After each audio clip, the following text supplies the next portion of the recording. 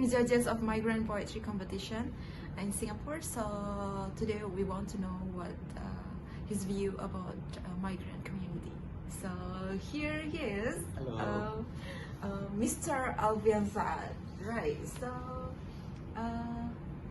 as you become judges for 2 times. Okay, so first things, right? Yeah. So I'm not a president of Warais. Oh, okay. I know you are. I'm not. The artistic director of Warais is Mr. Ivan Heng. So I'm actually a resident playwright.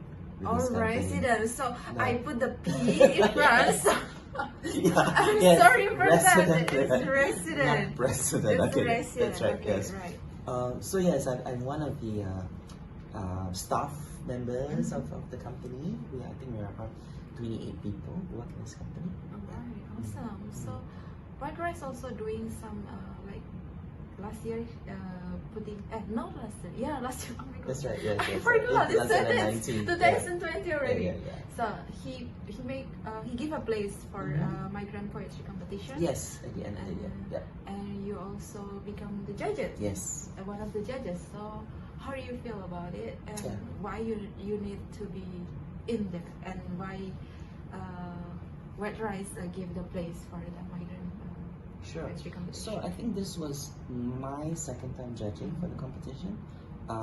The first time was 2018, and the venue was just next door at the National Gallery, at the auditorium there. I think for last year, we spoke to Shivaji, who's one of the organizers for the migrant poetry competition, and we felt, we have a slot at the end of the year, and we think that space, because it's a thrust stage, so the audience is on 3 sides.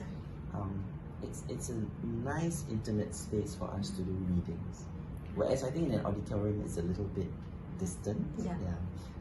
So we felt that particular setup might be very good for the migrant workers to come on stage and share their poetry. And like as you become the judges, like how do you see the migrant literature, and how do you see how do you go through their poem, and how do you feel about it? Right. So I think it's very encouraging, right, that we have migrant workers who are writing poetry, and those poems are getting translated. So for those of us, for those English-speaking Singaporeans like us, we're able to access these poems. So I definitely think it's an encouraging sign. I think in terms of presenting a certain image of migrant workers is very important, because it goes to show that in Singapore, I think there's a certain stereotype that migrant workers are usually involved in quite hard labor or work which is blue collar kind of work. But I think when we start thinking, but many of them are writing poetry, we associate the writing of poetry with a kind of like high culture, elite kind of activity, and I think it makes us question our own sort of initial impressions of who migrant workers are, what kinds of hobbies they might have, what kinds of interests they might have as well. So I think it goes quite a long way in revising certain kind of perceptions about migrant workers. Yeah, if nobody show up, I think nobody will ask like what migrant workers are doing other than working. And nobody interesting will ask like, you're working and you're doing this. I think it will be not much people will ask that, right? Maybe you're working where? That's it. Right. And like, do you have like any like future view for the migrant worker who are doing like those literature thing, and how do you want them to be in the future? Right. So I think it's always a good first step to try writing poetry. I feel though that at some point to write poetry you need to read poetry, and you need to read a lot of poetry, right? Yeah. So I do hope that there can be some kind of a library, or so as a means for foreign workers to I hate the word. I'm gonna use the word like upgrade or upskill, but I recognize that poetry writing is an art form, and we shouldn't talk about it in terms of it being that kind of profession. We should never talk about, oh, I'm a professional poet, or I don't like those kinds of ideas. I think when you're dealing with the art, we have to use a different kind of language about it, right?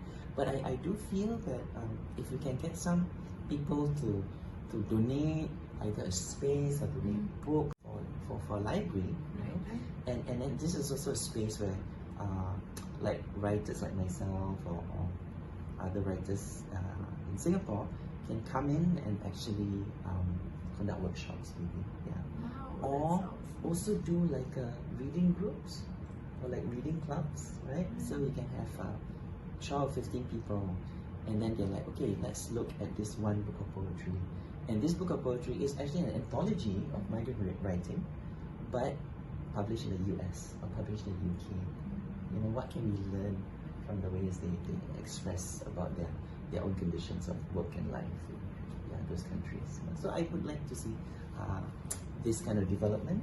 So like library, workshop, reading groups, all these things I think will feed into better quality, better standards of poetry in subsequent competitions.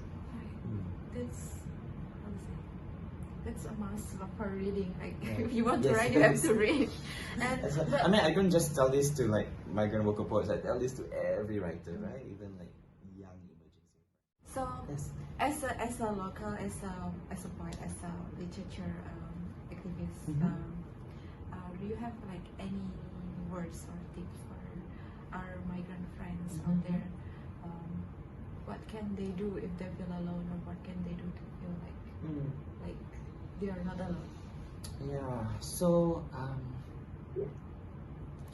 I think one thing about writing or literature is that it's one way in which you fight against isolation, right? When you read something and then when you recognize that someone else is able to experience or feel the things that you're feeling, it's like looking into a mirror, but your face merges with someone else's face, and I think it's you discover that there is this common humanity, right? And that actually we're all the same in many ways, in many fundamental ways.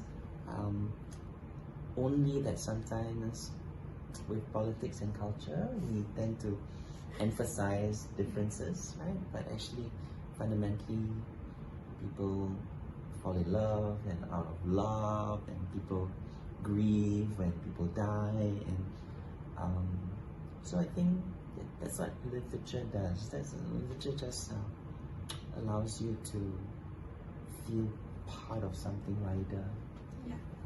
Allows you to feel part of a greater humanity.